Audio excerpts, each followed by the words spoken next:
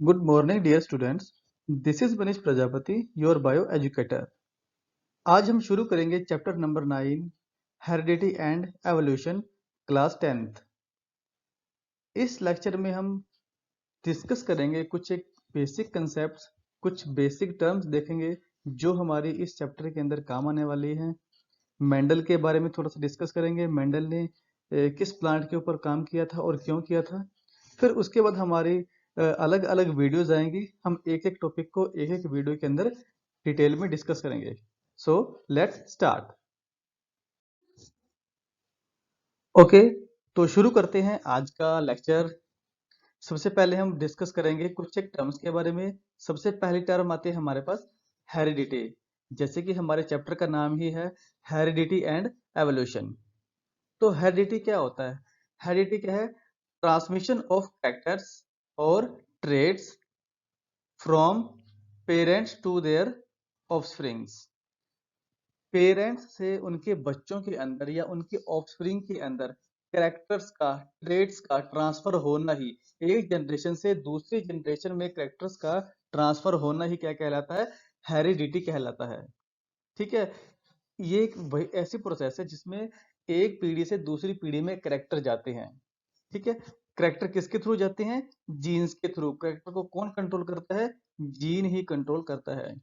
Gene के बारे में देखते हैं। जीन के बारे में और ज्यादा डिस्कस में हम आगे आने वाली वीडियोस के अंदर डिस्कस अच्छे से करेंगे। यहाँ पे हम सिर्फ एक जर्नल ही इनको डिस्कस कर रहे हैं। जीन क्या होते हैं? Gene, a gene is the basic physical and functional unit of heredity. Heredity के फंक्शनल और बेसिक यूनिट है। Gene are the parts of DNA that code for synthesis of specific proteins. तो अगर सिंपल वर्ड्स में बताया जाए, gene क्या है? जीन डीएनए के ही छोटे से एक पार्ट को कह सकते हैं, डीएनए के एक छोटे से सेगमेंट को कह सकते हैं। हमारी हर एक सेल के अंदर क्या होता है? क्रोमोसोम होता है। और क्रोमोसोम किसका बना होता है? डीएनए का। और डीएनए के ही छोटे से पार्ट को हम जीन बोल देते हैं। अगर सिंपल लैंग्वेज में आप समझ सको तो इस तरह से आप इसको समझ सकते हो। ओके, अब फंक्शन क्या है इसका? देखिए, जीन क्या करते हैं? किसी भी प्रोटीन को बनाने के लिए कोड करते हैं। जिस तरह के जीन हमारी बॉडी के अंदर होंगे, जिस सीक्वेंस में जीन होंगे, उसी सीक्वेंस में प्रोटीन बनेंगे, उसी तरह के ही प्रोटीन बनेंगे। तो सिंपल सी बात है, जैसे जीन है वैसे ही प्रोटीन बनेंगे। और जैसे प्रोटीन होते हैं वैसे ही हार्मोन और वैसे ही एंजाइम हमारी बॉडी के अंदर बनते हैं। क्योंकि जितने भी एंजाइम हैं, जितने भी हार्मोन है, किसके बने हैं? प्रोटीन के। और हमारी बॉडी के अंदर जितने भी एक्टिविटीज हो रही हैं, मेटाबॉलिक एक्टिविटीज जितनी भी हो रही हैं, वो प्रोटीन्स के प्रोटीन से ही होती है। क्लियर है? तो इतनी सी बात याद रखनी है, जैसे जीन हमारी बॉडी के अंदर होंगे वैसे ही प्रोटीन बनेंगे और उसी ही तरह के एंजाइम और हार्मोन बनेंगे। और ये एंजाइम हार्मोन ही हमारी बॉडी के कैरेक्टर्स को कंट्रोल करते हैं, कैरेक्टर्स को डिनोट करते हैं। क्योंकि देखिए, जैसे एंजाइम हार्मोन होंगे हमारे कैरेक्टर वैसे ही हो जाएंगे। तो अगर जीन अच्छी तरह से हैं, सही हैं, तो हमारे अंदर सही प्रोटीन, सही हार्मोन, एंजाइम सब बनेंगे। अगर जीन में डिफेक्ट है, डिफेक्टिव जीन्स हैं, तो उससे क्या होगा? डिफेक्टिव प्रोटीन बनेंगे, डिफेक्टिव हार्मोन, डिफेक्टिव एंजाइम बनेंगे और हमारे अंदर उसी तरह से कैरेक्टर के अंदर डिफेक्ट आ जाएगा। तो जैसे जीन वैसे ही प्रोटीन, और जैसे प्रोटीन वैसे ही एंजाइम एंड हार्मोन, और जैसे एंजाइम और हार्मोन बनेंगे वैसे ही हमारे कैरेक्टर बनेंगे बॉडी की। सिंपल सी बात आपने याद रखनी है। अब देखते हैं एलील क्या होते हैं। देखिए, एलील्स क्या हैं? एक ही जीन की दो कॉपीज को हम क्या बोल देते हैं? एलील्स बोल देते हैं। ठीक है, एक ही जीन की दो कॉपी। किसी भी करैक्टर को कंट्रोल करने के लिए जीन के दो पार्ट लगते हैं। जीन के दो पार्ट यूज होते हैं। आपने सिंपल लैंग्वेज में ये याद रखना है। हायर क्लासेस में एलील्स के बारे में और ज्यादा डिटेल में आपको पढ़ने को मिलेगा, लेकिन सिर्फ 10th लेवल पे आपको सिर्फ इतना पता होना चाहिए, एक ही जीन के दो पार्ट्स को, एक ही जीन की दो कॉपी को हम क्या बोल सकते हैं? एलील बोल सकते हैं। different forms of a particular gene and are represented by alphabetical letters। तो एलील क्या होते हैं? डिफरेंट फॉर्म होती हैं किसी एक पर्टिकुलर जीन की, ठीक है। और उसको हम रिप्रेजेंट करते हैं अपनी पर्सनल अंडरस्टैंडिंग के लिए, हम इसको रिप्रेजेंट करते हैं अल्फाबेटिक लेटर्स के लिए। ठीक है, अल्फाबेटिक लेटर्स के सहायता से हम इनको डिनोट कर देते हैं, रिप्रेजेंट कर देते हैं। अब एलील्स दो तरह के होते हैं, होमोजाइगस और हेट्रोजाइगस एलील्स। अगर एक ही जीन की जो दो कॉपीज हैं वो दोनों की दोनों सेम है तो उसको बोलेंगे होमोजाइगस। सेम एलील्स यहाँ पे दिया है, कैपिटल टी दोनों ही स्मॉल है और कैपिटल टी दोनों ही लार्ज हैं। तो आप देख सकते हो ये दोनों एलील एक जैसे हैं और ये दोनों एलील एक जैसे हैं। तो ये क्या है, दोनों ही जो एलील हैं एक ही जीन की दो कॉपीज हैं और दोनों के दोनों सेम है। यहाँ पे दोनों के दोनों कैपिटल टी है, सेम है, तो ये कैसा हो गया, होमोजाइगस हो गया। दूसरे नंबर पे देख सकते हो दोनों के दोनों स्मॉल टी हैं, दोनों कैसे हो गए, ये भी होमोजाइगस हो गए। तो ये भी एलील है और ये भी एलील है और दोनों के दोनों एक जैसे हैं, तो इसको बोलेंगे होमोजाइगस। एलील अगर डिफरेंट होंगे, एक जीन की दोनों कॉपियां अगर अलग अलग होंगी तो उनको बोलेंगे हेट्रोजाइगस।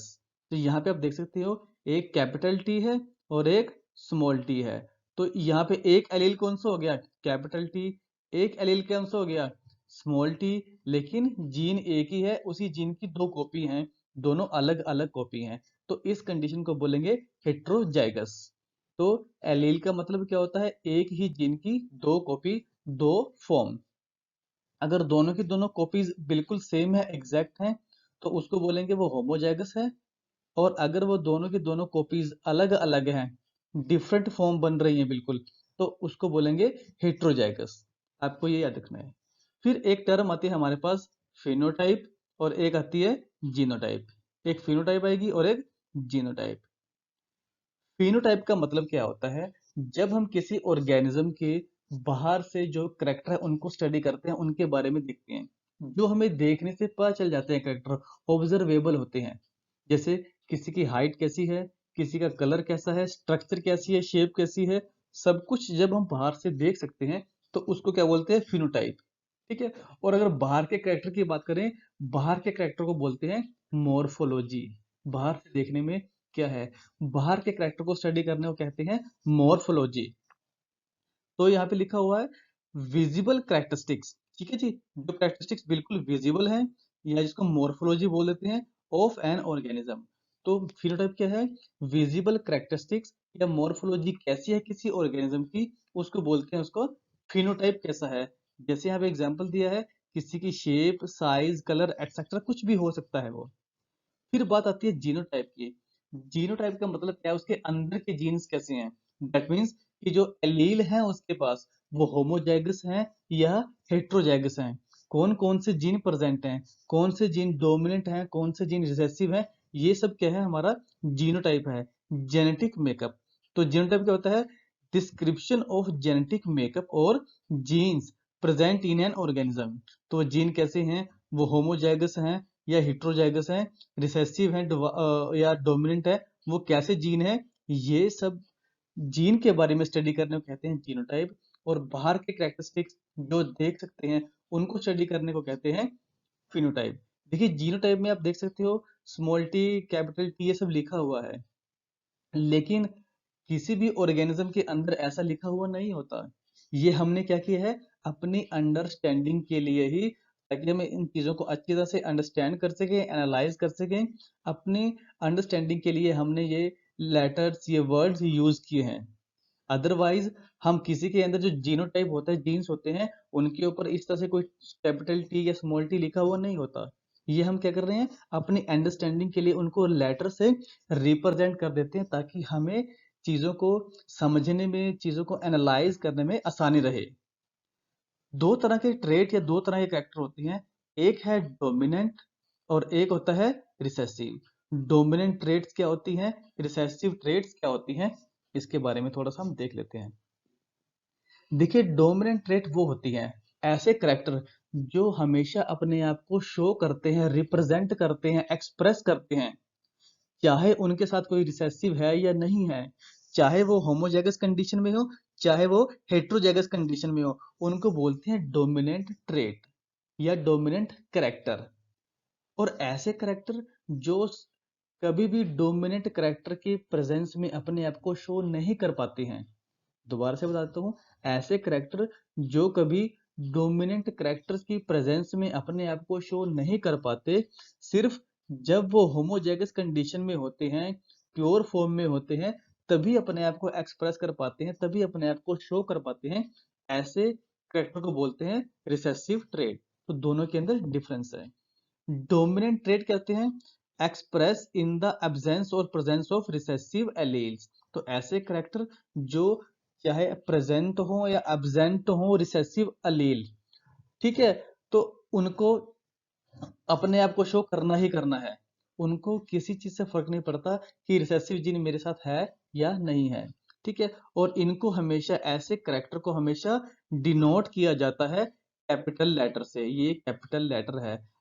आपको आगे जब हम लॉ कराएंगे, क्रॉस के बारे में बताएंगे, मोनो हाइब्रिड क्रॉस क्या होता है, डाई हाइब्रिड क्रॉस क्या होता है, उसमें आपको इसके बारे में बहुत ज्यादा डिटेल में बताएंगे। और आपको ये याद भी रखना है, जहां भी आपको कैपिटल वर्ड दिखेगा, कैपिटल लेटर दिखेगा, तो आपको समझ जाना है ये एलील कौन से हैं, ये डोमिनेंट एलील हैं। इसका मतलब इनके करेक्टर भी डोमिनेंट है और यही अपने आप को शो करेगा।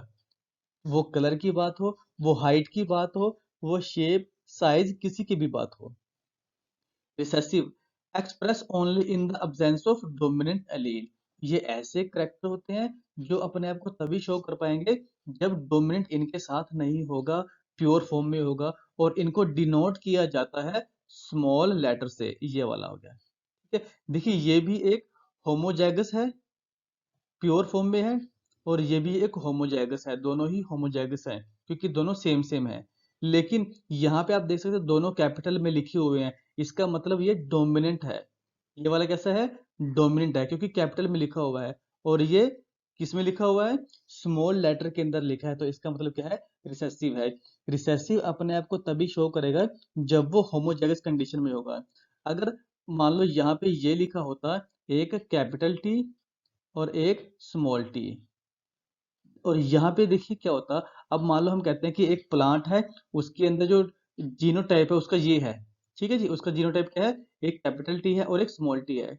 तो इस कंडीशन में इसका कैरेक्टर कैसा हुआ, इसका कैरेक्टर कैसा होगा, ये टोल ही रहेगा, ड्वार्फ नहीं होगा, छोटा नहीं होगा। क्योंकि ये कौन सा है, ये डोमिनेंट है और ये रिसेसिव है। और हमने अभी अभी डिस्कस किया था कि डोमिनेंट अपने आप को शो करेगा चाहे वो होमोजाइगस हो, चाहे वो हेटेरोजाइगस हो कंडीशन में, ठीक है। या फिर जब भी उसके वो अकेला प्रेजेंट हो तब भी वो अपने आप को शो करेगा। उसको फर्क नहीं पड़ेगा कि उसके कोई रिसेसिव लगा हुआ है या नहीं लगा हुआ है। और वहीं रिसेसिव की बात करें, यहाँ पे दोनों प्रेजेंट हैं, एक डोमिनेंट और एक रिसेसिव। और रिसेसिव अपने आप को तभी शो कर पाएगा जब उसके साथ कोई डोमिनेंट नहीं होगा, मतलब जब वो अ- अकेला होमोजाइगस कंडीशन में होगा। जब वो इस तरह से प्रेजेंट होगा तभी अपने करेक्टर को शो कर पाएगा, अदरवाइज अपने करेक्टर को शो नहीं कर पाएगा। ये जो जीनोटाइप वाला कंसेप्ट है आपका और ज्यादा क्लियर हो जाएगा जब हम मेंडल के लॉ को स्टडी करेंगे, ठीक है। तो आपको इन टर्म्स के बारे में पता होना चाहिए, ये आगे आपके काम आने वाली हैं। तो डिस्कस करते हैं मेंडल के बारे में।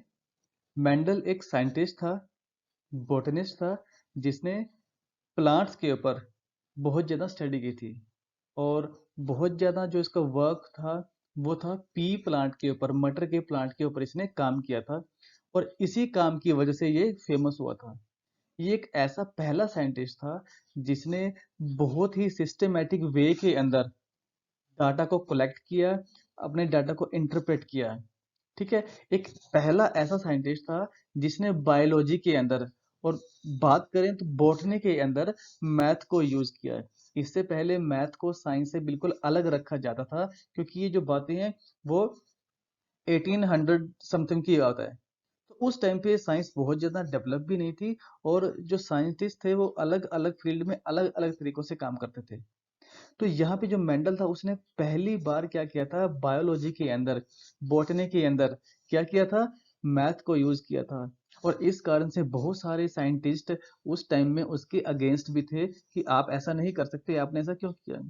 हालांकि मेंडल का जो वर्क था बहुत ज्यादा अप्रिशिएट हुआ बाद में। उसके जो लॉज थे, उसके जो वर्क था, उसको सब ने बहुत ज्यादा अप्रिशिएट किया, माना कि हाँ इसने जो लॉ दिए थे, रूल बनाए थे, वो बहुत ज्यादा सही थे। मेंडल ने क्या किया था, पी प्लांट को चूज किया और पी प्लांट के ऊपर, मटर के प्लांट के ऊपर ही अपना काम किया। ठीक है।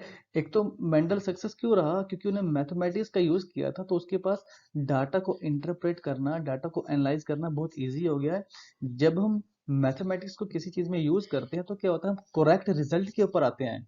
मैथ में क्या होता है, या तो यस होता है या नो होता है, क्योंकि जो रिजल्ट है वो क्या आएगा, बिल्कुल आपके यस आएगा या नो नो आएगा, इंटरमीडिएट नहीं रहेगा। क्योंकि मैथ क्या है, करेक्ट आपको आंसर देता है। जब भी आप मल्टीप्लाई करोगे, जब भी आप किसी को डिवाइड करोगे, रेशियो निकालोगे, तो वो सब क्या आएगी, बिल्कुल एग्जैक्ट आएगी। तो उसने मैथ को यूज किया था। दूसरा वो क्यों बहुत ज्यादा सक्सेस हुआ था, उसने प्लांट के जो जो डाटा किया था, लिया था, बहुत ही ज्यादा लिया था, मतलब दो चार प्लांट के ऊपर नहीं किया था, सैकड़ों प्लांट्स के ऊपर, पी प्लांट के ऊपर सैकड़ों जो प्लांट्स थे उनको लिया था, उनके ऊपर अपना पूरे का पूरा एक्सपेरिमेंट किया था। तो बात आती है कि मेंडल ने पी प्लांट को ही चूज क्यों किया, why Mendel choose pea plant. और उस पी प्लांट का आपको साइंटिफिक नेम भी याद होना चाहिए, वो है पैसम स्टाइवम। ठीक है, तो पैसम स्टाइवम इसका नाम है, ये आपको याद रखना है। चलो बात करते हैं मेंडल ने आखिर मटर के प्लांट को ही क्यों यूज किया। सबसे पहले आता है, it was easy to grow and easily available. जो मटर का प्लांट है उसको आसानी से उगाया जा सकता है और हमेशा आराम से मिल जाता है ना, अवेलेबल भी हो जाता है, हर जगह मिल जाता है, तो इसलिए इसने उसको चूज किया। दूसरा कारण है इजी टू हैंडल, भाई इस प्लांट को हैंडल करना इजी था। अब हैंडल करने का मतलब क्या है, देखिए पी प्लांट ना तो बहुत ज्यादा छोटा था, घास की तरह, जैसे घास होती है बहुत छोटा छोटा होता है, कि उसको ग्रो करने में दिक्कत आएगी, उसको एक जगह से दूसरी जगह रखने में दिक्कत आएगी। ठीक है, तो ऐसी कोई दिक्कत नहीं थी। ना ही बहुत ज्यादा बड़ा था, मतलब उसकी हाइट बहुत ज्यादा बड़ी थी, नीम की तरह, ठीक है, आम की तरह, या पीपल का पेड़ है इसकी तरह बहुत ज्यादा बड़ा नहीं था, कि उसको ग्रो कराने के लिए बहुत ज्यादा लैंड चाहिए, ग्रो कराने के लिए उसको बहुत ज्यादा पानी चाहिए, उसको बहुत ज्यादा देख रेख चाहिए, ऐसा भी नहीं था। मीडियम साइज का एक प्लांट था, ना तो बहुत ज्यादा छोटा था, ना ही बहुत ज्यादा बड़ा था, इसको हैंडल करना इजी था, इसलिए भी इसने उसको बिल्कुल अच्छी तरह से सिलेक्ट किया था। दूसरा क्या क्या था, it had a short life cycle. उसकी लाइफ साइकिल बहुत ज्यादा बड़ी नहीं थी। ऐसा नहीं था कि एक बार प्लांट को ग्रो कराया, कई साल ग्रो करने में लगे गए, कई सालों के बाद फिर उसके ऊपर फल आएंगे, फ्लावर आएंगे, दाने लगेंगे, दाने आने के बाद फिर उनको ग्रो कराएंगे, फिर उनको कई साल लगेंगे, ऐसा नहीं था। छोटी सी लाइफ साइकिल होती है, कुछ ही महीनों में ग्रो करने के बाद ये सीड भी बना देता है। तो कम टाइम में ज्यादा से ज्यादा इसकी जनरेशन मिल जाती थी, तो ज्यादा से ज्यादा सीड आ जाते थे, और जल्दी जल्दी उनके ऊपर वो एक्सपेरिमेंट कर सकता था। इसीलिए उसने क्या किया, इसको चूज किया। भी जितनी छोटी लाइफ साइकिल होगी, उतनी ही जल्दी जल्दी क्या आएंगे, मटर के दाने आएंगे, और मटर के दाने आएंगे तो इसका मतलब क्या है, एक जनरेशन आ गई, फिर अगली बार मटर के दाने आएंगे तो अगली जनरेशन आ गई। तो कम टाइम में ज्यादा से ज्यादा जनरेशन उसके पास आ जाती थी, ज्यादा से ज्यादा उसके पास सीड आ जाते थे, जिससे वो उनको अच्छी तरह से स्टडी करता था। ऐसा नहीं है उसको अपने एक्सपेरिमेंट को स्टडी करने के लिए मटर के दानों को कई कई सालों तक वेट करना पड़ेगा। ठीक है, इसलिए भी उसने मटर को चूज किया था, पी प्लांट को चूज किया था। दूसरा, it had a number of contrasting characters. अब कंट्रास्टिंग करेक्टर का मतलब क्या है, अलग अलग कंट्रास्टिंग करेक्टर। देखिए अगर हमें किसी चीज को डिफरेंशिएट करना है, बाहर से ही देखने में अगर हमें किसी को कंपेयर करना है, तो वो करेक्टर अलग अलग होने चाहिए, तभी हम उसको कंपेयर कर सकते हैं। अगर एक प्लांट बहुत ज्यादा बड़ा है और एक प्लांट बहुत ज्यादा छोटा है, तो आप उसको अच्छी तरह से कंपेयर कर सकते हो, भाई ये बड़ा प्लांट है, ये छोटा प्लांट है, देख के बता सकते हो। अगर दोनों की हाइट थोड़ी थोड़ी आसपास हो, तो आपको थोड़ा मुश्किल हो जाएगा कि कौन सा प्लांट बड़ा है, कौन सा प्लांट छोटा है, क्योंकि उनकी हाइट लगभग लगभग सेम है। लेकिन यहाँ पे नहीं थी, बहुत से ऐसे करेक्टर थे पी प्लांट के अंदर, जो बाहर से आसानी से दिख जाते थे। इसका मतलब उनको डिफरेंशिएट करना आसान था, उनके बारे में पता लगाना आसान था भी कौन सा प्लांट कैसा है, किसके अंदर कैसे सीड बन रहे हैं, कैसे फ्लावर आते हैं, वो करेक्टर कौन कौन से थे कंट्रास्टिंग, वो हम इस चार्ट के अंदर से अभी देखेंगे थोड़ी देर में। ठीक है। दूसरा, देवर सेल्फ पोलिनेटिंग प्लांट्स। ये प्लांट कैसे थे? Self pollinating. लास्ट जो हमारा चैप्टर था जिसमें हमने रिप्रोडक्शन पढ़ी थी, उसके अंदर एक टॉपिक आया था हमारे पास, पोलिनेशन। पोलिनेशन क्या था? Transfer of pollen grain from anther to the stigma. इसमें दो तरह की पोलिनेशन होती थी, self pollination and cross pollination. अगर प्लांट सेम है, फ्लावर सेम है, तो हमने क्या बोल दिया था? Self pollination. अगर प्लांट डिफरेंट आ गया, फ्लावर भी ऑब्वियसली डिफरेंट ही आएगा, तो उसको बोल दिया था हमने क्रॉस पोलिनेशन। लेकिन ये प्लांट कैसा था? सेल्फ पोलिनेशन, मतलब इसी के ही गैमेट, जो मेल गैमेट थे एंथर के अंदर बन रहे पोलन ग्रेन, वो उसी के फ्लावर के ऊपर ही, मतलब सेम प्लांट के ऊपर ही पोलिनेशन हो रही थी। तो इसका मतलब क्या था? इस प्लांट के गैमेट दूसरे प्लांट पे नहीं जाते थे, दूसरे प्लांट के गैमेट इस प्लांट पे नहीं आते थे। तो इससे क्या था? इसके जो करेक्टर थे वो बहुत ज्यादा प्योर थे, मतलब जो करेक्टर एक बार इसके अंदर हैं वो प्योर रहेंगे, मिक्सिंग नहीं होगी। तो इसलिए करेक्टर को स्टडी करना भी इजी हो गया कि ये तो श्योर हो गया कि इसके अंदर सेल्फ पोलिनेशन होती है, करेक्टर्स की मिक्सिंग नहीं होगी, अलग अलग प्लांट का इसके ऊपर पोलन ग्रेन नहीं आएगा जिससे इसकी मिक्सिंग नहीं होगी। तो इसलिए भी उसने इसको चूज किया था। ठीक है। तो अब देखते हैं करेक्टर जो उसने चूज किए थे वो कौन कौन से थे। तो इस चार्ट में हम देखते हैं, मैंने लास्ट जो हमारी स्लाइड थी उसमें बताया था कि कुछ करेक्टर डोमिनेंट होते हैं और कुछ होते हैं रिसेसिव।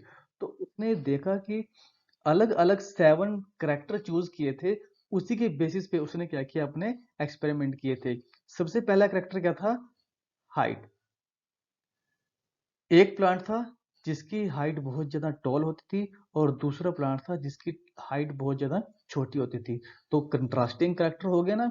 हाइट को अगर देखें कि एक बड़ा प्लांट होगा और एक छोटा प्लांट होगा, दोनों के दोनों अलग अलग डिफ्रेंशिएट कर सकते थे, इसलिए मेंडल ने इसको चूज किया था। ये भी आपने याद रखना है, कौन कौन से करेक्टर डोमिनेंट थे और कौन कौन से रिसेसिव थे।